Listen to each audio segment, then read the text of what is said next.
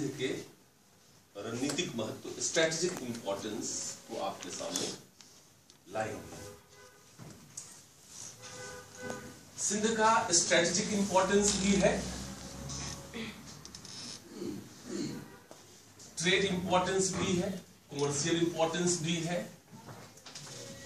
Defence के purpose से भी इंपॉर्टेंट है, और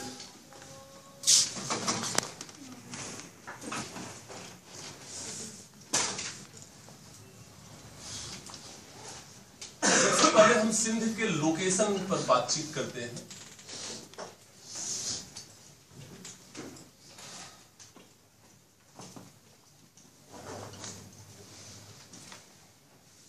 ये अरेबियन सी है,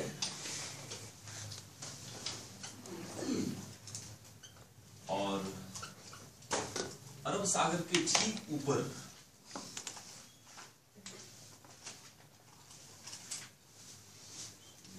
सिंध यहां पर है, और सिंध को हम लोग कहते हैं कि अगर वेस्ट एशिया से हम लोग आ रहे हैं तो सिंध जो है यह डोर है, यह दरवाजा है। भारत अगर आना चाह रहे हैं आप वेस्ट एशिया से, तो आप इस डोर के माध्यम से आ सकते हैं। और यदि आप भारत से वेस्ट एशिया जाना चाह रहे हैं, अगर आप इंडिया से वेस्ट एशिया में ट्रेड और कमर्शियल रिलेशंस को एस्टेब्लिश करना चाहते हैं, तो सिंध डोर है। इंडिया के लिए भी डोर है और वेस्ट एशिया के लिए भी डोर है। पहली बात। अब मैं थोड़ा सा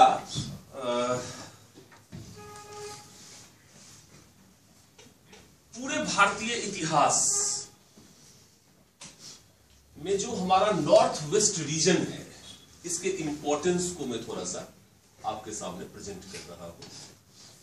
ये हमारा बिल्कुल नॉर्थ का जो यह टिप है, और यह नॉर्थ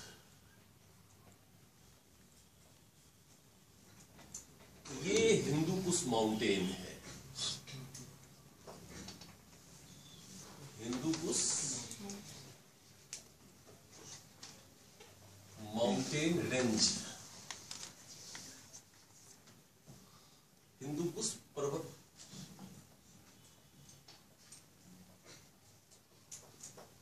श्रेणी।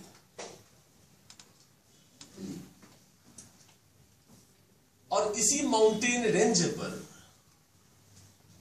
अफगानिस्तान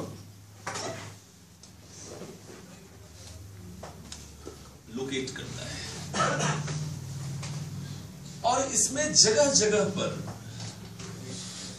पासेज बने हुए हैं।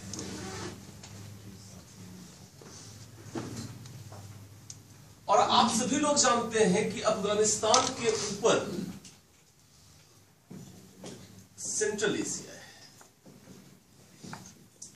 मध्य एशिया।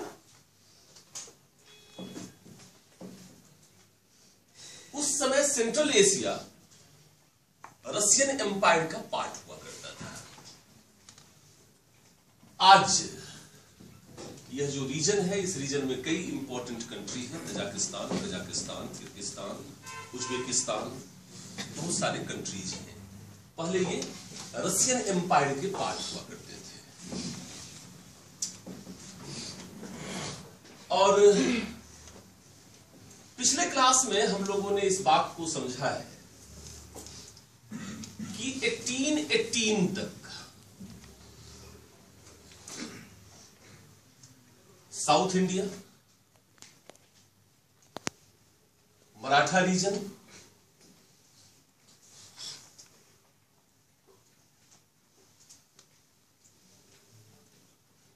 एंड नॉर्थ इंडिया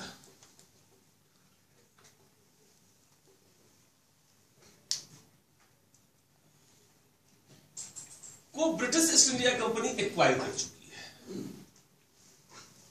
कल थर्ड एंग्लो मराठा वार के माध्यम से हम लोगों ने समझा कि जो जो मराठा रीजन था इसको भी कैप्चर कर लिया गया। इससे पहले साउथ इंडिया पर ब्रिटिश डोमिनेंस को एस्टेब्लिश किया गया और उसके पहले नॉर्थ इंडिया पर ब्रिटिश डोमिनेंस को एस्टेब्लिश किया गया, जिसे हमने बक्सर के युद्ध तक बातचीत के माध्यम से समझा है। यहाँ पर एंग्लो मैसूर वार और एंग्लो कर्नाटिक वार के माध्यम से साउथ इंडिया पर पॉलिटिकल डोमिनेंस है कंपनी का। 1818 में मराठा रीजन को भी कैप्चर करने के बाद जो सेंट्रल इंडिया का जो रीजन है, वेस्ट इंडिया का जो रीजन है, यह सब कैप्चर किया जा चुका है। इसके बाद सिंध रीजन है और मराठा रीजन को कैप्चर करने के बाद अगर सिंध को हम कैप्चर करते हैं तो वेस्ट एशिया के साथ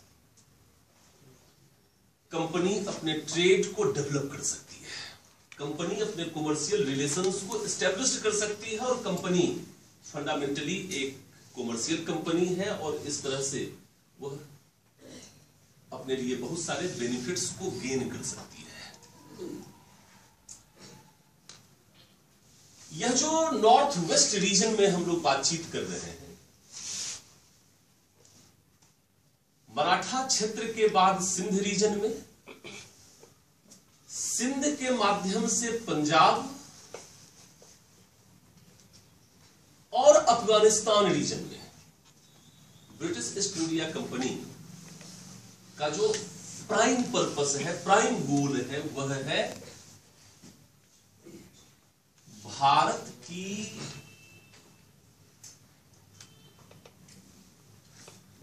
तर्कसंगत सीमा को प्राप्त करना। सिंध, पंजाब और अफगानिस्तान को अगर British East India company capture करती है या इस रीजन में अगर वह अपने पॉलिटिकल डोमिनेंस को एस्टेब्लिश करती है तो इंडिया की जो लॉजिकल बाउंड्री है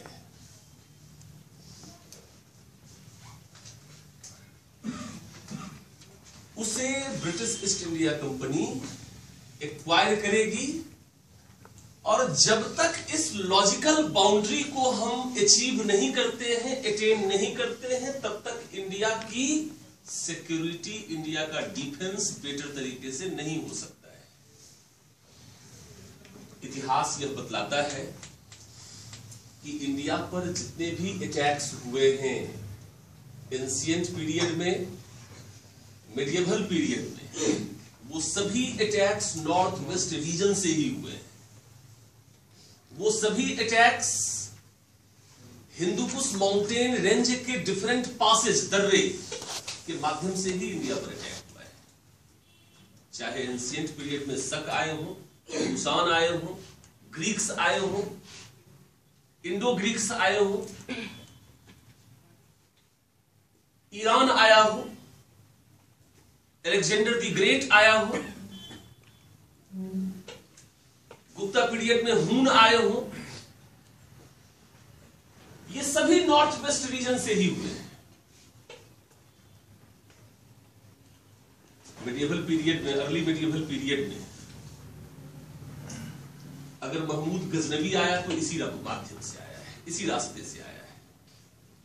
मोहम्मद गौरी आया है तो इसी रास्ते से आया है। और 15th सेंचुरी में अगर बाबर आया है तो वह भी इसी रास्ते से आया है। आज तक भारत में जो भी अटैक्स हुए हैं, फॉरेन अटैक्स, वह नॉर्थ वेस्ट रीजन से ही हुए हैं, वह हिंदुकुश माउंटेन रेंज के डिफरेंट पासेज से ही हुआ है। अफगानिस्तान रास्ता है, हिंदुकुश माउंटेन रेंज और उसके डिफरेंट पासेज के थ्रू हम इजीली अफगानिस्तान, पंजाब होते हुए हम इंडिया में एंट्री कर सकते हैं। अब अभी का जो सिचुएशन है ब्रिटिश ईस्ट इंडिया कंपनी के समय का, वह भी मैं आपको बता देता हूं। इसके लिए मैं आपको यूरोप लेके चलता हूं और यूरोप की स्थिति में आपको बताता हूं। यूरोप में 4 ग्रैंड एम्पायर हैं।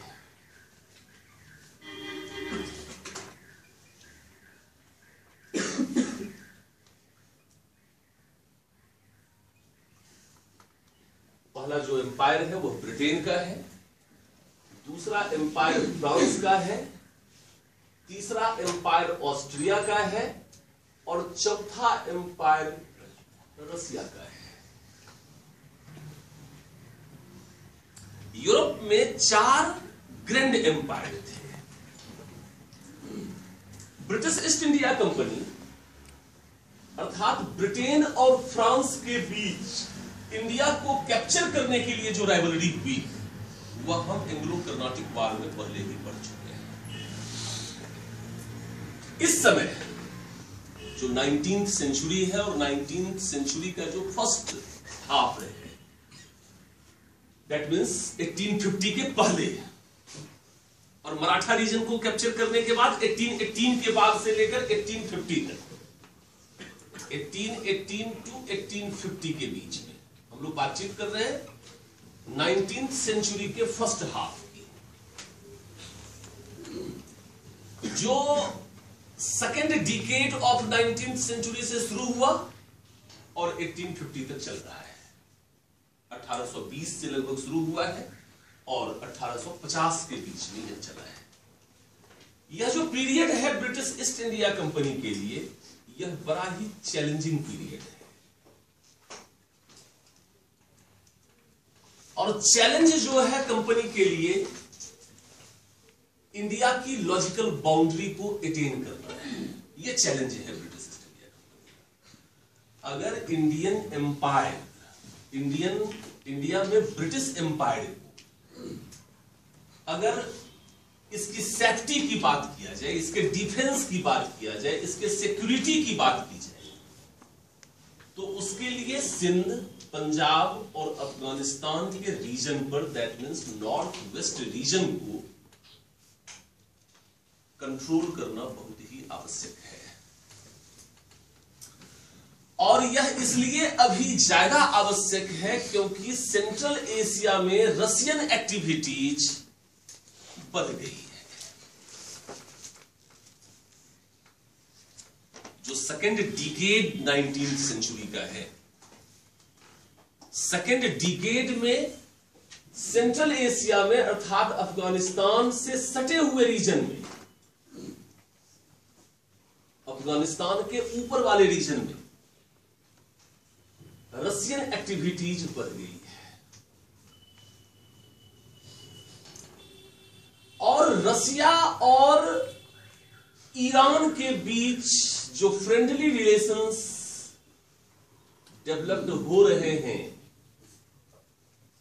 अर्थात सेंट्रल एशिया में तो रसिया खुद है ही, लेकिन ईरान के साथ जो उसके फ्रेंडली रिलेशंस एस्टैब्लिश्ड हुए हैं, डिप्लोमेटिक रिलेशंस एस्टैब्लिश्ड हुए हैं, ट्रेड रिलेशंस एस्टैब्लिश्ड हुए हैं, यह ब्रिटिश ईस्ट इंडिया कंपनी के लिए एक बड़ा चैलेंज है।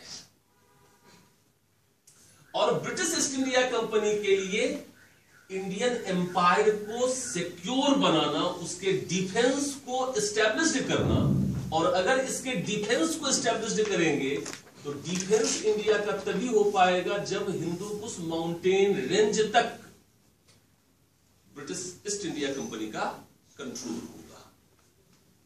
जब तक हिंदूकुश माउंटेन रेंज को आप कंट्रोल नहीं करते हैं, कैप्चर नहीं करते हैं, तब तक इंडिया पर जो संभावित अटैक है उसको आप सेफ नहीं कर सकते हैं, उसकी बेटर सुरक्षा आप नहीं कर सकते हैं। और इंडियन एम्पायर 1818 में जैसे ही मराठा रीजन को इन्होंने कैप्चर किया तो लगभग all over India accept north west region को ब्रिटिश ईस्ट इंडिया कंपनी ने कंट्रोल किया है। और इस इंडियन एम्पायर को की जो सेफ्टी है उसको अटेन करने के लिए अब सिंध, पंजाब और अफगानिस्तान में जो कंपनी की एक्टिविटीज है इसी को हम पढ़ेंगे। और जो स्टेटमेंट हमने शुरू में ही दिया था सर चार्ल्स नेपियर का, तो सर चार्ल्स नेपियर ने जो कुछ भी कहा है कि we had no right to seize Sindh, yet we shall do so, because it is beneficial, useful and human piece of rascality. ये जो स्टेटमेंट दिया गया है कि हमें सिंध पर अधिकार करने का कोई अधिकार नहीं है, लेकिन फिर भी हमें ऐसा करना चाहिए क्योंकि यह अत्यंत ही लाभकारी होगा। That means trade importance, commercial importance को वो ओपन कर रहे हैं, उपयोगी होगा भारत की सुरक्षा के लिए, ये पाकिस्तान का भारत की जनता की सुरक्षा के लिए। एक शासक है, अब जो कंपनी है वह इंडिया की रूलर है, और शासक का जो प्राइम रिस्पॉन्सिबिलिटी है वह प्राइम रिस्पॉन्सिबिलिटी होती है उस क्षेत्र में रह रहे लोगों का डिफेंस, सिक्योरिटी, सेफ्टी। तो यह उपयोगी है और मानवीय है।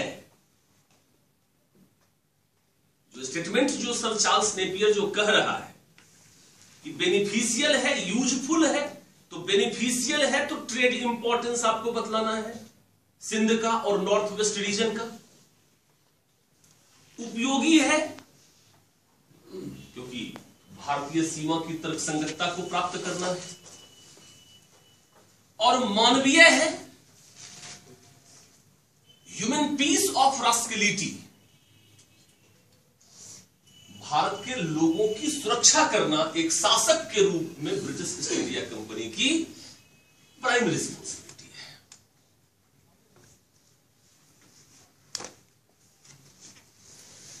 रशियन अटैक का जो फियर है, रशियन एक्टिविटीज जो सेंट्रल एशिया में और वेस्ट एशिया में रसिया और ईरान दोनों मिलकर के जो कर रहा है, वह रशियन अटैक का फियर इंडियन एम्पायर पर है, और इंडियन एम्पायर को सेफ करने के लिए सिंध को कैप्चर करने का हमें कोई अधिकार नहीं है, क्योंकि Sindh was subsidiary allies partner of British East India company. So in general British East India company had no right to seize Sindh because Sindh was subsidiary allied partner of British East India Company। 1839 में British East India company और सिंध के अमीरों के बीच सहायक संधि की गई थी, और सहायक संधि पर जैसे ही सिंध के अमीरों ने सिग्नेचर किया तो सिंध की सुरक्षा का दायित्व भी ब्रिटिश ईस्ट इंडिया कंपनी का है। और सिंध पर 1843 में सर चार्ल्स नेपियर के द्वारा जो संक्षिप्त अभियान किया गया है, तो legally British East India company को सिंध के खिलाफ मिलिट्री कैंपेन करने का कोई भी राइट नहीं है, क्योंकि ब्रिटिश ईस्ट इंडिया कंपनी की लीगल रिस्पॉन्सिबिलिटी है सिंध की सुरक्षा करना, सिंध की सिक्योरिटी, क्योंकि सिंध उसका सब्सिडियरी एलाइज पार्टनर है। तो इसीलिए कहा गया है कि we have no right to seize Sindh, yet we shall do so. हमें सिंध पर अधिकार करने का कोई अधिकार नहीं है, लेकिन फिर भी हमें ऐसा करना चाहिए। क्यों करना चाहिए? क्योंकि यह ब्रिटिश ईस्ट इंडिया कंपनी के व्यापारिक लाभ मध्य एशिया और सेंट्रल एशिया के देशों के साथ व्यापार के विकास की जो संभावनाएं हैं, ट्रेड के डेवलपमेंट की जो अपॉर्चुनिटीज है, पॉसिबिलिटीज है, उसके हिसाब से यह लाभकारी है सिंध पर कब्जा करना। दूसरा, भारत की सुरक्षा रशियन अटैक के फियर के मद्देनजर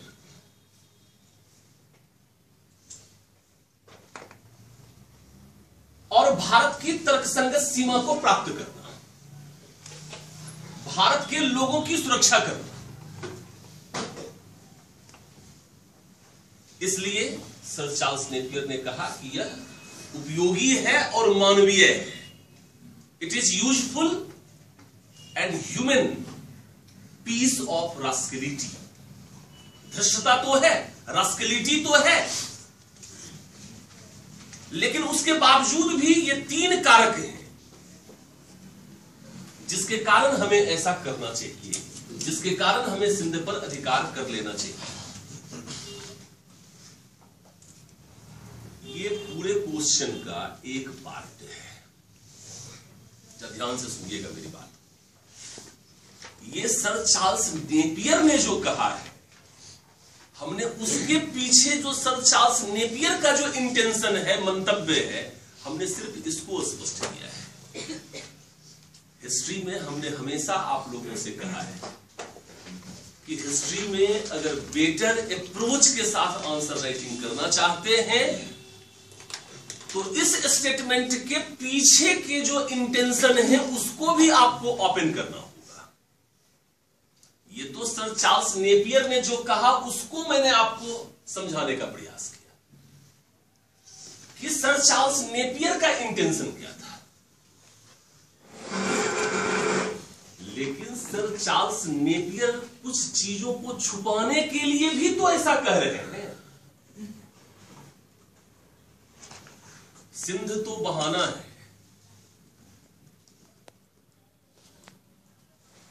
निशाना तो कोई और है। सिंध तो बहाना है, बात तो कुछ और है। और जब उस बात को मैं ओपन करूंगा तब जो सेकंड थॉट के साथ मैं कहता हूं कि हिस्ट्री में आंसर लिखें तो हिस्ट्री में आपको मैक्सिमम मार्क्स अटेन आप कर पाएंगे, इस बात को आप समझ पाएंगे। फर्स्ट हाफ में तो आप इस प्रश्न को सर चार्ल्स नेपियर के इंटेंशन के साथ एक्सप्लेन कर दीजिए, जो अभी हमने बताया कि ये नेपियर कह रहे हैं। आपको इवैल्यूएट ये करना है कि नेपियर जो कह रहे हैं क्या वह सही है। You have to evaluate it, you have to examine it. या बात कुछ और है। सिंध को सीज करने का, सिंध को एक्वायर्ड करने का जो बहाना दिया गया है, ये तो इंपेरियल पावर है। इसका एम ही इंपेरियल एक्सपेंशन है। इसका एम ही इंपेरियल एक्सपेंशन है और इंपेरियल एक्सपेंशन के लिए वो हमेशा कुछ ना कुछ कॉज देते हैं। मराठा रीजन में भी हमने बतलाया था कि कॉज था, साउथ इंडिया में भी कॉज था, बंगाल में भी कॉज था। ये कॉज एक इंपेरियल पावर अपने इंपेरियल इंटेंशन को छुपाने के लिए दे रहा है। सर चार्ल्स नेपियर अपने इंपेरियल इंटेंशन को छुपाने के लिए यह बतला रहे हैं कि हमने जो सिंध को कैप्चर किया, सब्सिडियरी अलायंस के बाद भी किया, ऐसा हमें नहीं करना चाहिए था, लेकिन फिर भी हम ऐसा कर रहे हैं क्योंकि यह लाभकारी है, यह उपयोगी है और यह मानवीय है। ये तो एक बहाना मात्र है, कारण तो कुछ और है। सिंध अभियान का कारण यह नहीं है जो सर चार्ल्स नेपियर ने दिया और जो हमने समझाने का प्रयास किया। सर चार्ल्स नेपियर के इस स्टेटमेंट के पीछे का इंटेंशन जो है उसको आपको प्रेजेंट करना पड़ेगा अपने आंसर के सेकंड पार्ट में। तो बात यहां से शुरू होती है कि 1838 to 1842 के बीच फर्स्ट एंग्लो अफगान वार हुआ है। आप जरा इस बात को समझने का प्रयास कीजिए।